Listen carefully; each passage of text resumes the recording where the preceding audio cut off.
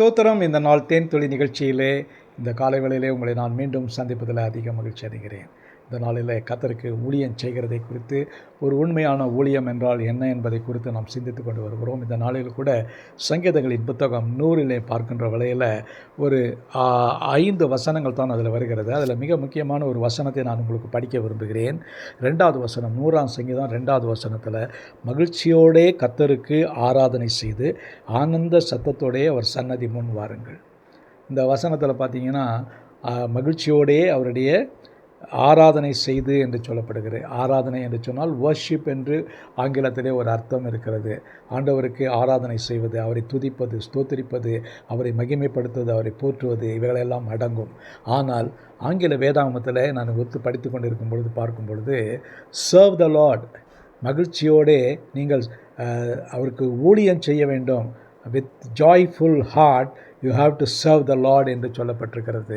நம்முடைய தேவனுடைய சன்னிதானத்தில் அந்த காலத்தில் பார்த்திங்கன்னா, ஆசாரியர்கள் அவர்கள் அந்த ஆலயத்தில் அவர்கள் கர்த்தருக்கென்று ஊழியம் செய்வார்கள். ஊழியம் செய்யும் பொழுது அவர்கள் ஆராதிக்க சென்றிருக்கும் பொழுது அவர்கள் தூப வர்க்கங்களை கொண்டு செல்வார்கள். மற்ற காரியங்களினாலே தேவனுக்கு ஆராதனை செய்வார்கள், பலி கொடுப்பார்கள், மற்ற காரியங்கள் எல்லாம் இருக்கும். அதோடு கூட அவர்கள் ஆனந்த சந்தோஷமாய் மகிழ்ச்சியோடு என்று சொல்லப்படுகிறது. அவர்கள் மகிழ்ச்சியோடே ஆராதனை செய்து என்று சொல்ல, அந்த ஆராதனையினே உள்ள அர்த்தம் என்று சொன்னால் அவருக்கு ஊழியம் செய்ய வேண்டும்.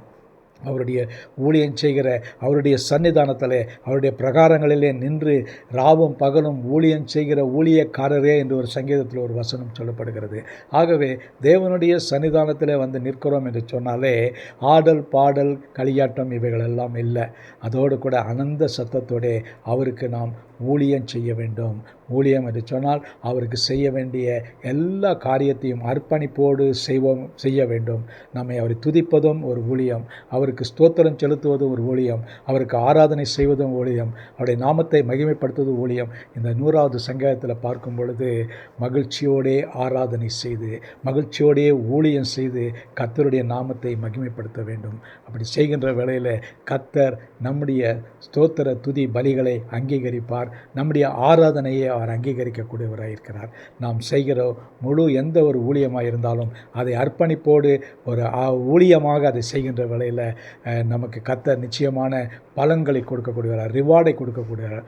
If we serve the Lord with the whole heart, அது நிச்சயமாக கர்த்தர் நமக்கு பூரண அந்த நேரத்தில் ஆசீர்வாதத்தை கட்டளிடக்கூடியவராக. அதுபடி செய்வோமா?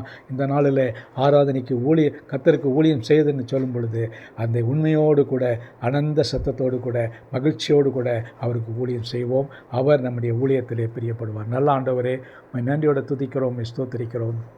இந்த வேளையில் கூட ஆண்டவரே, நீங்கள் இந்த ஆண்டவரே மகிழ்ச்சியோடு செய்யக்கூடிய ஊழியத்தை நீர் அங்கீகரிக்கிறீர். அதற்காக ஸ்தோத்திரம். இந்த 100வது சங்கீதத்தின் மூலமாக ஆண்டவரே இதை நாங்கள் அறிந்து கொண்டதற்காக ஸ்தோத்திரம். ஆசீர்வதிங்க. மீட்பர் இயேசுவின் நாமத்தில் ஜெபிக்கிறேன் நல்ல பிதாவே. ஆமேன், ஆமேன். கர்த்தர் உங்களை ஆசீர்வதிப்பாராக. இந்த நாள் ஒரு மகிழ்ச்சியும் சந்தோஷமான ஒரு நாளாக அமையட்டும்.